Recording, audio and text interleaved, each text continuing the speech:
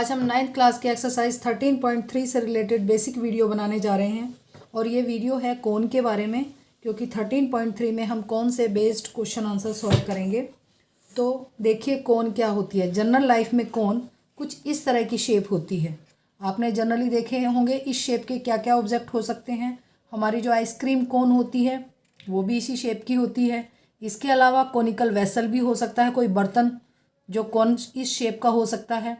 इसके अलावा क्या हो सकता है, जो हमारी बर्थडे कैप होती है जो बच्चे सर पर पहनते हैं वो भी इसी शेप की होती है। तो ये है कोन, इसके बारे में हम पढ़ने वाले हैं। देखिए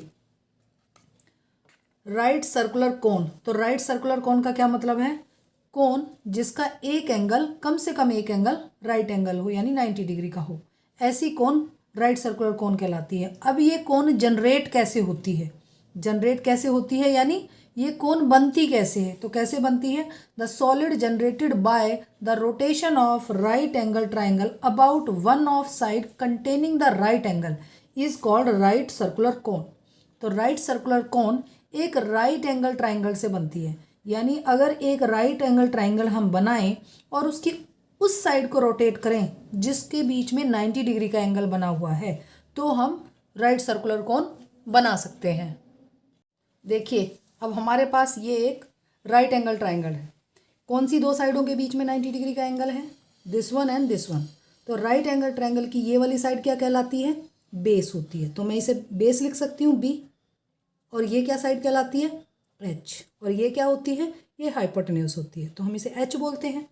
तो 90 डिग्री का एंगल हाइट और बेस के बीच में बना हुआ है, यानी अगर हम हाइट को रोटेट करें, या तो हम हाइट को रोटेट कर सकते हैं या फिर बेस को रोटेट कर सकते हैं। यानी अगर हमें राइट सर्कुलर कोन जनरेट करनी है तो डेफिनेशन के अकॉर्डिंग कौन सी दो साइड रोटेट की जा सकती हैं, एक बार में एक ही रोटेट होगी, या तो हाइट रोटेट होगी या बेस रोटेट होगा, क्योंकि इन्हीं दो साइडों के बीच में 90 डिग्री का एंगल है। हाइपोटेन्यूज के साथ कोई भी 90 डिग्री का एंगल नहीं है। देखिए मैं रोटेट करके बताती हूँ। अगर मैं अबाउट टू हाइट रोटेट करती हूँ, ये हाइट है ये बेस है, अगर मैं हाइट को यहीं पे फिक्स करते हुए रोटेट करती हूँ तो देखिए क्या होगा, मैं हाइट को यहीं फिक्स करती हूँ और इस तरीके से इसको रोटेट करती हूँ तो क्या होगा, ये इस तरीके से पूरा अगर सर्कल में बना देती हूँ हाइट को फिक्स करते हुए, तो ये पूरा सर्कल हो जाएगा। तो क्या बन के तैयार हो जाएगा, नीचे एक सर्कुलर बेस हो जाएगा इसकी तरह। और सर्कुलर बेस किसने बनाया, इस बेस ने बनाया। ये जो बेस की लेंथ है, इस लेंथ के जितना ऐसे कवर करते हुए एक सर्कुलर बेस बन जाएगा, और ये वाली जो हाइट है, हाइपोटेन्यूज है, ये उसका ऊपर का जो कर्व पार्ट है वो जनरेट कर देगा। तो इस तरीके से क्या बन जाएगी, कोन बन जाएगी। इसी तरह हम दूसरी साइड यानी जो बेस है, बेस से भी हम क्या बना सकते हैं, आप राइट सर्कुलर कोन बना सकते हैं। यानी इस केस में हम क्या करेंगे, बेस हाइट को हम नीचे रखेंगे और बेस को फिक्स रखते हुए बेस के अकॉर्डिंग रोटेट करेंगे। अगर इस तरीके से रोटेट करेंगे तो इस केस में क्या होगा, तो ये जो नीचे हाइट हमने ली है ये सर्कुलर पार्ट जनरेट करेगा। ठीक है, यानी अब सर्कल जो है हाइट के अकॉर्डिंग बनेगा। हाइट की लेंथ जितनी है उसके अकॉर्डिंग हमारा सर्कल हो जाएगा, और कोन की हाइट इस बेस के अकॉर्डिंग हो जाएगी। तो यानी कोन कैसे जनरेट हो सकता है, with this height and with this base.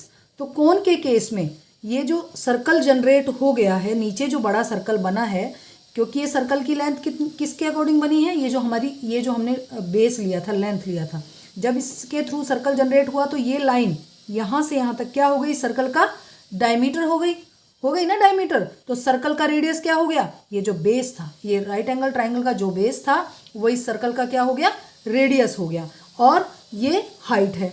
अब ये जो एल है, हम राइट एंगल ट्राइंगल के केस में एल को क्या बोल रहे थे, हाइपोटेन्यूज बोल रहे थे। अब यहाँ पे ये क्या जनरेट हो चुकी है, कोन जनरेट हो चुकी है। तो ये भी कोन की ऊंचाई ही है। ये जो चीज़ है ये हाइट ही तो बता रही है कोन की, और ये जो हाइट है ये भी हाइट बता रही है। दोनों में फ़र्क क्या है, ये स्लैंट हाइट है। स्लैंट हाइट बोले तो तिरछी ऊंचाई है ये, और ये परपेंडिकुलर हाइट है, एकदम स्ट्रेट हाइट बता रही है कोन की।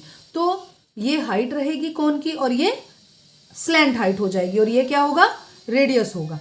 तो इस तरीके से कोन जनरेट होगी। अब कोन के जो एजेस, सरफेसेस के बारे में बात कर लेते हैं। तो कोन का ये वाला जो नीचे सर्कुलर पार्ट है, एक तो ये सर्कुलर पार्ट होगा, सरफेस की बात करें तो एक सरफेस होगा सर्कुलर सरफेस, और एक ये ऊपर कोनिकल कर्व सरफेस बनेगा। कर्व यानी घुमावदार, घेरेदार सरफेस। और ये जो सर्कुलर सरफेस है ये बिल्कुल प्लेन रहेगा ऐसे, और ये घेरेदार सरफेस रहेगा जो इसका कोनिकल सरफेस है ऊपर वाला। तो दो सरफेसेस हो गए, एक कोनिकल कर्व सरफेस और दूसरा सर्कुलर प्लेन सरफेस। और इसका वर्टेक्स क्या रहेगा, एक वर्टेक्स होगा, ये यहाँ पर टू एजेस मीट कर रहे हैं, ये वर्टेक्स होगा, और एज ये सर्कुलर एज बन के तैयार हो जाएगा, ये वाला जो नीचे किनारा है। तो देखिए मेरे पास एक एग्जांपल है ये कोन का, इसके थ्रू भी आप समझ लीजिए।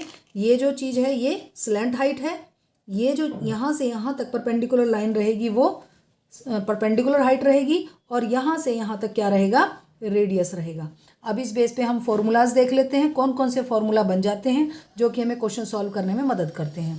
तो देखिए ये इसका कर्व्ड पार्ट है, कोन का कोनिकल कर्व्ड पार्ट है। तो कोनिकल कर्व्ड पार्ट का सरफेस एरिया क्या रहेगा, तो क्या होगा सरफेस एरिया कोन का कर्व्ड पार्ट का, तो लिख लेते हैं हमारे पास रहेगा CSA यानी curved surface area of cone,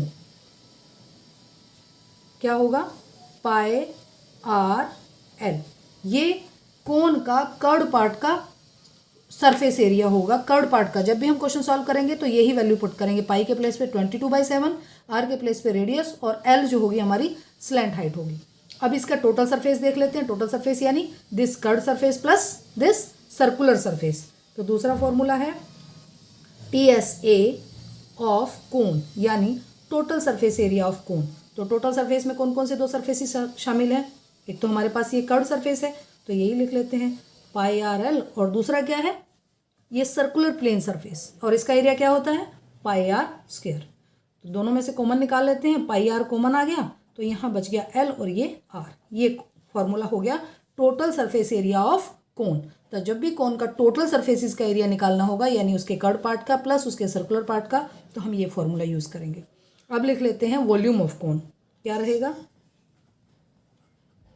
volume of cone.